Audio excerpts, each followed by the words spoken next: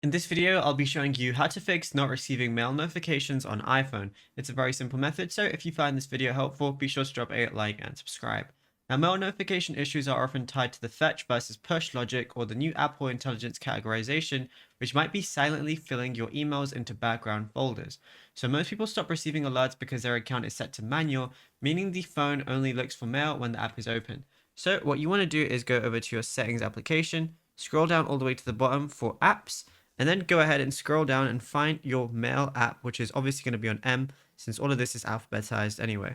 Once you go over to mail, go to mail accounts, which is at the very top, and then you're going to see fetch new data at the very bottom. Go ahead and click on that and ensure push is toggled to on at the very top. That's very important. And then also you can tap your specific email account. And then like, let's say I wanted to go ahead and select one of them.